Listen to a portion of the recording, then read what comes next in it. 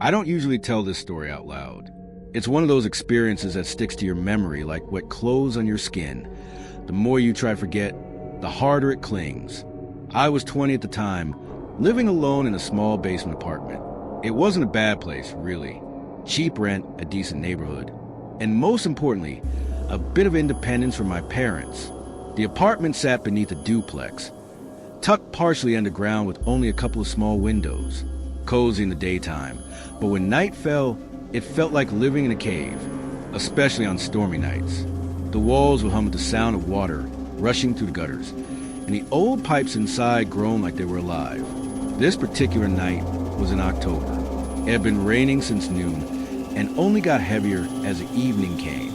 By 10 p.m., the storm had swallowed the entire block. Thunder rolled every few minutes, shaking dust from the ceiling.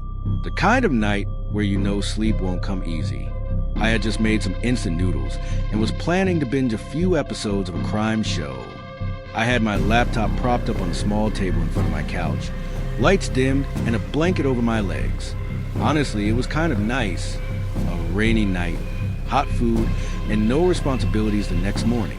But around the time I finished eating, I started to notice something unusual. At first, it was subtle. A faint click-click sound, like a loose latch tapping in the wind. I figured it was a storm rattling something outside. I muted my laptop for a moment, leaned back, and listened. The sound came again, sharp, deliberate, not random, not like the rain. It was coming from one of the small windows that faced the alleyway. That window was set low into the wall, only a few feet off the ground outside. From my couch, I could just barely see the top of it in my peripheral vision. I turned my head and my stomach tightened. There was a shadow, not a fleeting shape from passing headlights, not a tree branch swaying. This shadow had edges and form. Someone was standing just outside the glass, partially blocked by the curtain. I froze. My first thought was maybe it was one of the upstairs tenants. Maybe they'd dropped something or were looking for their cat. But no, who would be outside in a storm this heavy? Press up against a basement window? I kept staring, waiting for the lightning to flash and prove I was imagining things. And then it happened. A brilliant white flash lit up the room for half a second, long enough for me to see the outline of a man's face through the glass. Pale skin, wet hair plastered his forehead, eyes locked right on mine.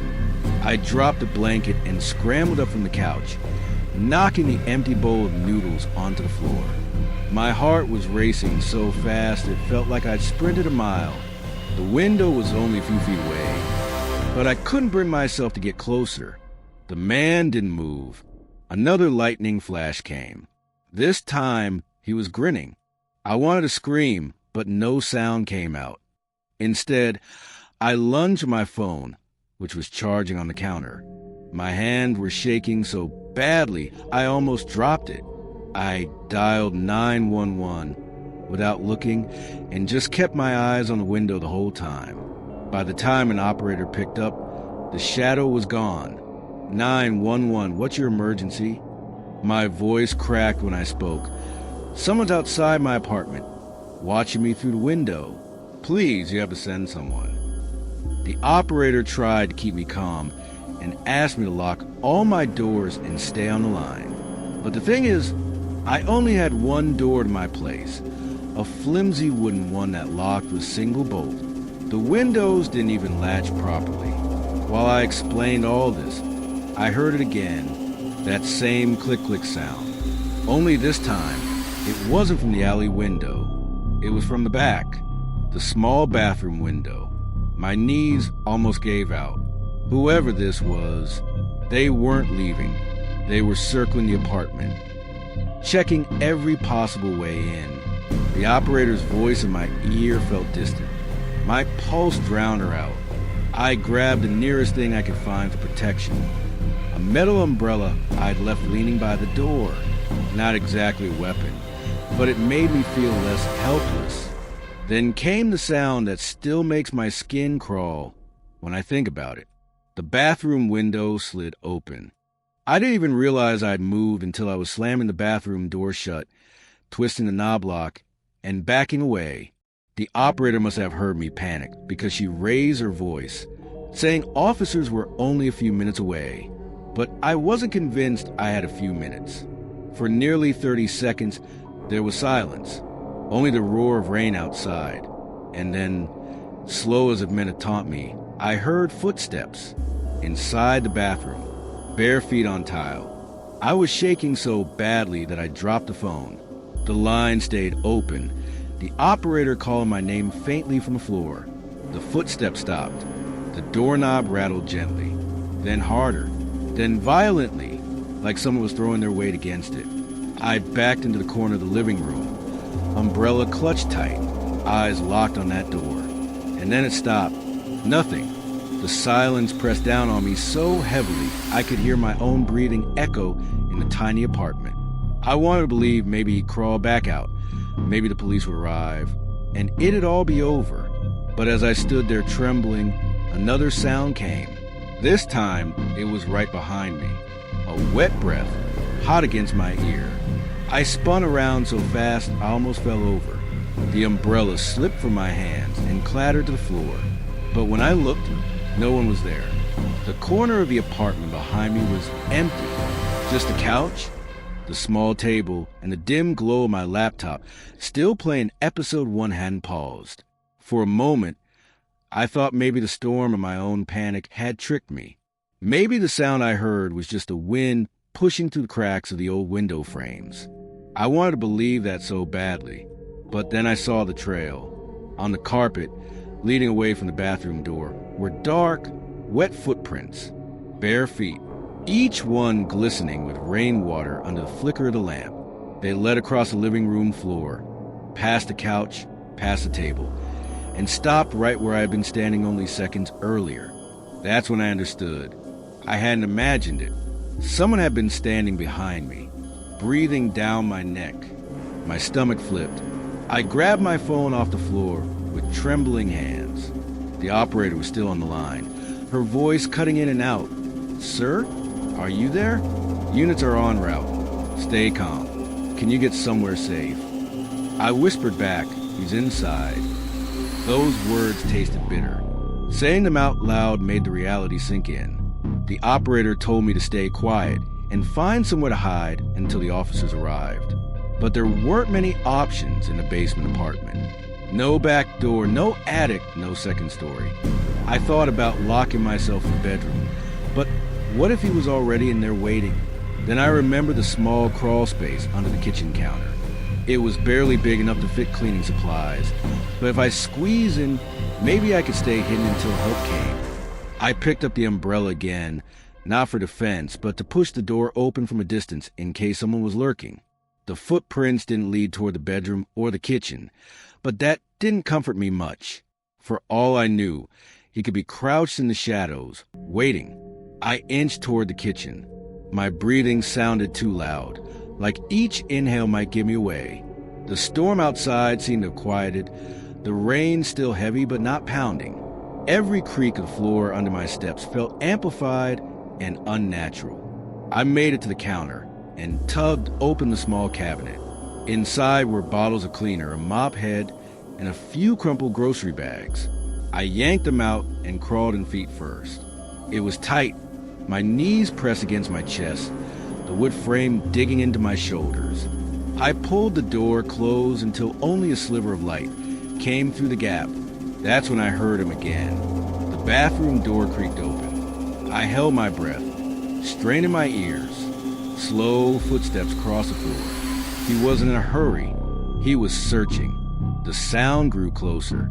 The shuffle of wet feet against carpet. The faint drip of water hitting the floor. I could almost map his path in my head. Past the couch, toward the table, circling the room. Then silence. I prayed he'd gone back toward the bathroom. Maybe even crawled out the way he came. But a second later, the faintest scrape echoed just outside the cabinet door. He was in the kitchen. I clamped a hand over my mouth. My lungs burned, begging me to take a full breath. But I couldn't risk it. Through the thin wood, I heard him moving things. The clink of a glass on the counter. The squeak of a chair being dragged a few inches. Then, Horrifyingly, the faint sound of sniffing, like he was trying to smell me out, he stopped right in front of the cabinet. I don't know how long he stood there. 5 seconds, 10, maybe more. The silence was unbearable, like my eardrums would burst from pressure. Then, very slowly, the cabinet door handle jiggled. My heart slammed against my chest. He was testing it. Just a light tug, like he wanted to see if it would open. That's when the sound of sirens cut through the storm. Red and blue lights washed across the small window above the sink. The man froze. I could feel his hesitation and could almost imagine him calculating whether he had time to finish what he started. The front door rattled with heavy knocks. Police, open up. The cabinet handle slipped from his grip. Footsteps pounded toward the bathroom. A loud scrape. Probably him climbing back out the same way he came.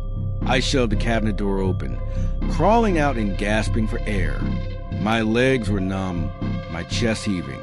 I ran to the door and yanked it open. 2 officers were already inside, flashlights cutting across the room. I tried to explain, pointing toward the bathroom, stammering about footprints and breathing in shadows. They swept through the apartment, weapons drawn, but of course the man was gone.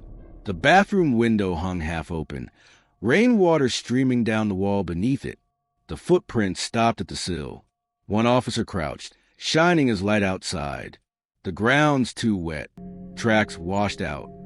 The other put a hand on my shoulder. You're lucky if we'd been 5 minutes later. He didn't finish the sentence. He didn't need to. They stayed until I could pack a bag and head to my parents' place for the night.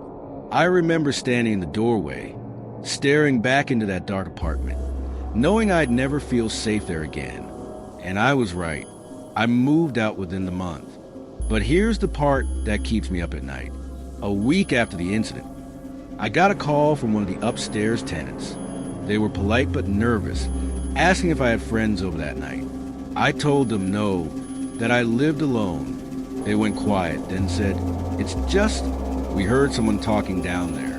A man's voice, around the time the storm started, over and over. He kept saying, "Let me in." After I moved out of that basement apartment, I tried convincing myself it was over, that whatever happened that night was just some random break-in, some desperate stranger looking for shelter from the storm. That's what the police wanted me to believe. Anyway, but I couldn't shake the details. The grin to the glass, the wet footprints stopping where I stood, the voice upstairs tenants swore they heard. The man hadn't just been looking for shelter. He'd been looking for me. I stayed at my parents' place for a few weeks while I searched for something new. The storm had made the news that night, and every time I saw the rain coming down on TV, my stomach tightened. I kept replaying the sound of him breathing against my ear. Finally, I found another apartment. This one was on the 3rd floor of a brick building, with windows too high for anyone to peer into. No alleyways, no back entrances, no ground-level shadows. Just 3 flights of stairs and a locked security door at the front. For the first time since that night, I felt a little relief. The first few weeks were fine. I even slept through a couple of storms without waking up in panic. But as the seasons turned and winter came, the nightmare started. Every dream was the same. I'd be standing in my new apartment, lights out, rain hammering the windows. I'd hear the click-click of a window latch, then the creak of footsteps behind me. I'd wake up drenched in sweat, sometimes swearing I still smelled damp earth and cigarette smoke. I told myself it was just trauma. My brain is trying to process what happened. Then one night in January, the nightmare spilled into reality. It was a Friday, a long week behind me. I'd made some ramen, poured myself a cheap beer, and queued up a movie. Outside, a storm was raging, the first big one of the new year. The kind of rain that drums against the roof and drowns out everything else. I tried not to let it bother me. I reminded myself, 3rd floor, security door, locked windows. No way anyone could get in. About halfway through the movie, my phone buzzed. Unknown number. I let it ring out. A minute later, it buzzed again. Same number. This time I answered, more annoyed than anything. Hello? For a long moment, nothing, just static and faint crackling, like the sound of rain on a speaker. Hello? I said again, sharper this time. Then I heard it, a man's voice, gravelly, wet, and horribly familiar. Let me in. The phone slipped from my hand and clattered to the floor. My whole body went cold. I told myself it was impossible. No one knew this number except family, and I hadn't given it to anyone else yet. It had to be a prank, a coincidence, or something explainable, but the voice was the same. I crawled forward and hung up. My hand shook so badly, I almost dropped the phone again. I sat frozen for the rest of the movie, staring at the locked windows, waiting for the sound of a latch. Nothing happened. For a while, I convinced myself I'd imagined it, that maybe the storm had played tricks on the line, and that the static just sounded like words my brain filled in. But the calls kept coming, always during storms, always from blocked or unknown numbers. Sometimes I'd answer, and there would only be silence. Other times, the faint sound of breathing. And once, clear as day, I found you. That was the night I stopped answering. I changed numbers.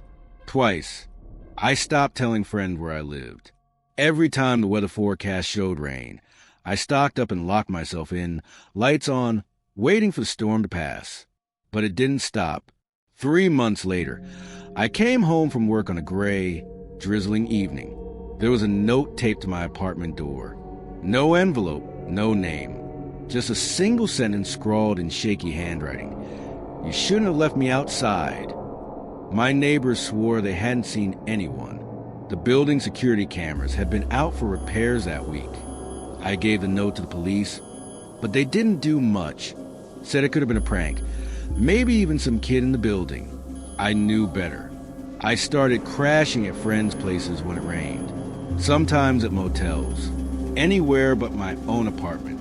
I didn't care about the cost. I just couldn't stand the thought of being alone in that room when the storm came. But avoidance only goes so far. One night, after almost a week of heavy rain, I gave up on running. I locked every window, wedged a chair under the door handle, and sat on the couch with every light on. My phone stayed in airplane mode. No more calls. No more voices. For hours, nothing happened. Just a steady beat of rain on the windows and the occasional rumble of thunder. Around 2 a.m., exhaustion finally started pulling me under. That's when I smelled it. Damp earth, wet leaves, cigarette smoke. The smell filled the room, thick and heavy, like the storm itself had seeped inside.